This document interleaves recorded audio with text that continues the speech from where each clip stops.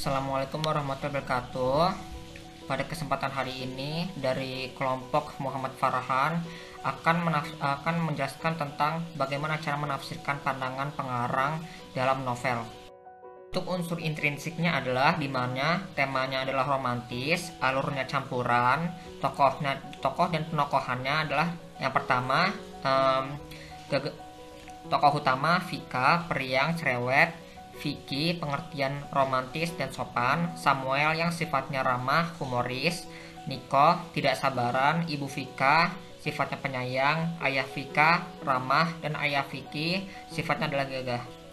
Latarnya adalah di mana latar tempatnya, yaitu taman, pinggir danau, rumah Vika, rumah tokoh utama, restoran Eropa, restoran dekat stasiun, kafe, stasiun kereta, toko buku, taman bermain, rumah sakit, dan latar waktunya adalah matahari terbenam, pagi, siang, atau malam. Latar suasananya yaitu sedih, romantis, bahagia. Amanat dari novel tersebut adalah sayangilah dan bahagiakanlah orang yang kamu cintai dan sayangi selagi dia masih ada. Sudut pandangnya adalah orang pertama dan orang ketiga. Unsur ekstrinsiknya yaitu dimana latar belakang pengarang yang bernama Lukman Taufik Hidayah, tempat tanggal lahirnya yaitu Gresik 8 Desember 1992, pendidikannya adalah Universitas Katolik Widya Mandala Surabaya. Kondisi masyarakatnya tidak diketahui. Nilai-nilai yang diangkat yaitu nilai moralnya hormati orang tua, setia kepada orang tua. Nilai budayanya tidak boleh menikahi kakak sendiri. Ungkapan keras kepala, keringat dingin. Majasnya adalah yang pertama, hempasan angin sore yang begitu menggetarkan jiwa. Yang kedua, matahari pun dengan gegahnya undur diri dan menuju peristirahatannya. Yang ketiga adalah serasa di otaknya ada sebuah bom yang siap meledak saat itu juga, atau alegori. Peribahasanya tidak diketahui. Sinopsisnya adalah dimana ada tokoh utama yaitu bernama Vika Anggraini. Dia adalah wanita yang memiliki penyakit sakit kepala yang diikuti dengan gambar-gambar dan suara aneh. Setelah pergi ke dokter, tidak ada apa-apa dan tidak ada gejala apapun, hanya saja trauma dari masa kecil. Namun Vika tidak ingat sama sekali kejadian masa kecil yang bisa membuatnya trauma. Suatu saat Vika diperkenalkan oleh Samuel ke Vicky Ramadhani, sahabat Samuel sejak kecil. Vika mempunyai rasa spesial kepada Vicky, walau Vika biasanya tidak membuka diri terhadap orang asing. Vika dan Vicky terus bertemu setelah diperkenalkan, baik sengaja maupun tidak sengaja. Vika pun akhirnya tersadar bahwa ia telah jatuh cinta kepada Vicky. Setelah ia menunggu sangat dengan sabar, akhirnya Vika mendapatkan jawaban pasti dari Vicky, yaitu perasaannya jatuh cinta kepada Vicky. Vika dan Vicky menjalin hubungan yang sangat romantis hingga pada suatu saat tibalah saatnya Vicky melamar Vika. Namun di saat pelamaran ada suatu masalah yang akan menghambat hubungan Vika dan Vicky, yaitu masalah penyakit yang dialami oleh Vika Anggraini itu sendiri. Prolognya adalah pikirannya begitu kacau, bayangan itu datang lagi, telinganya tiba-tiba mendengung terdengar suara yang keras. Analisisnya adalah sang tokoh mungkin saja memiliki suatu trauma yang disebabkan oleh suatu insiden pada masa lalunya.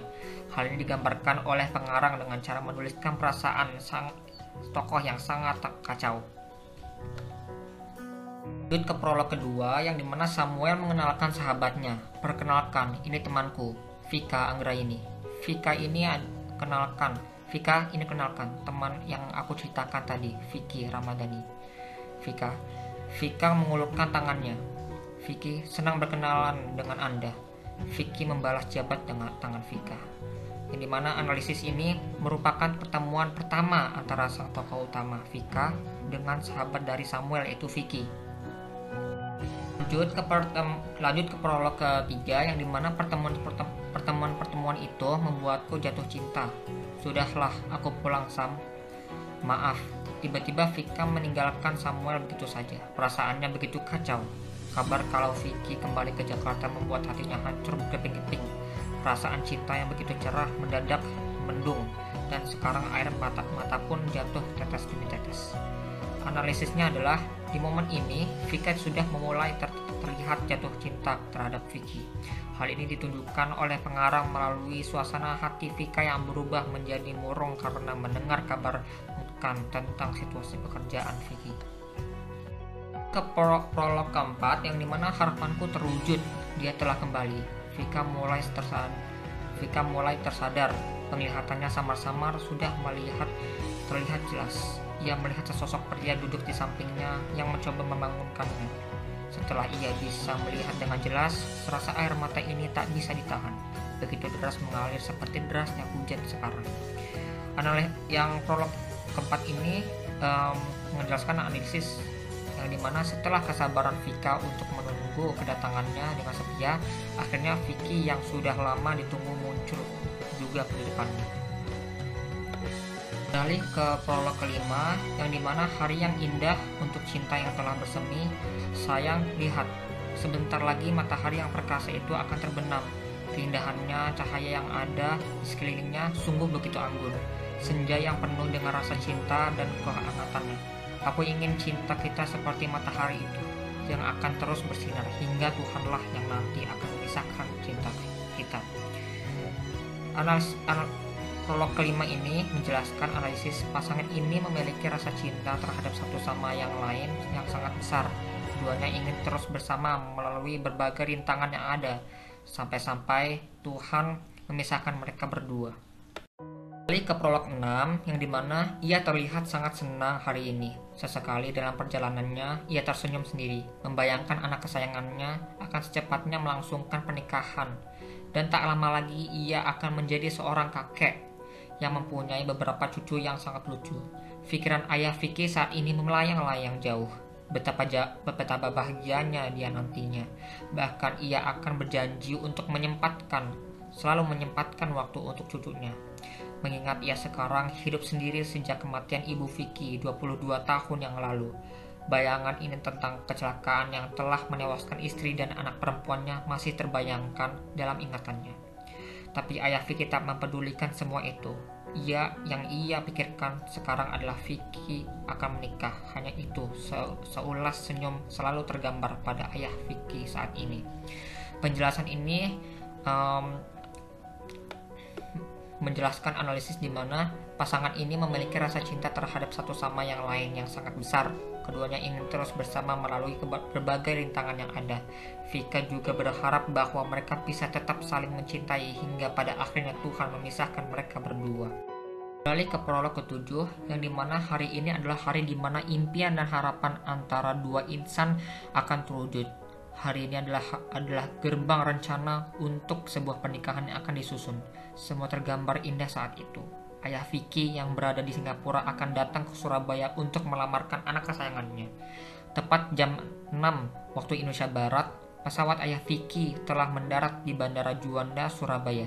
Keinginannya untuk melihat Vicky dan akan menikah dengan orang yang dicintainya sudah di depan mata. Semua harapan ayah Vicky hanyalah kepada anak satu-satunya, yaitu Vicky. Paragraf ini menunjukkan kebahagiaan bapaknya Vicky dengan pernikahannya Vicky dan betapa semangatnya beliau mengenai hal tersebut. Balik ke prolog ke-8, yang dimana di taman itu Vika duduk seorang diri. Ia masih tak bisa menghentikan air matanya sekarang. Masalahnya terlalu berat. Ternyata bayangan-bayangan yang selama ini menghantuinya, bayangan kereta dan semuanya yang mengerikan, ada hubungan dengan masa lalunya. Isak tangis belum juga berhenti. Serasa hidup ini begitu berat. Harus menerima apa yang telah terjadi. Cinta ini sudah terlanjur tumbuh. Cinta ini sulit untuk dihilangkan. Orang yang paling ia sayangi adalah kakak kandungnya. Bahkan ia sendiri tak tahu harus bagaimana. Cinta antara Vicky dan Vika memang tak boleh diteruskan, apalagi sampai dibawa ke pelaminan. Mereka adalah saudara kandung. Mereka berdua adalah adik kakak. Mereka tak boleh menikah. Paragraf ini menunjukkan konflik yang sedang terjadi di hati Vika, yang tersakiti karena Vicky merupakan saudara kandungnya yang menyebabkan mereka tidak boleh menikah. kenyataannya ini tidak ingin diterima oleh Vicky dan Vika, menunjukkan kesedihan dan kepedihannya.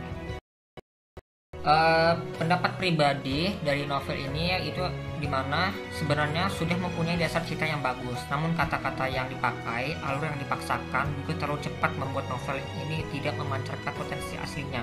Penulis novel ini juga mencoba memakai beberapa bahasa Inggris, namun banyak kesalahan yang terdapat pada kata-kata bahasa Inggris tersebut.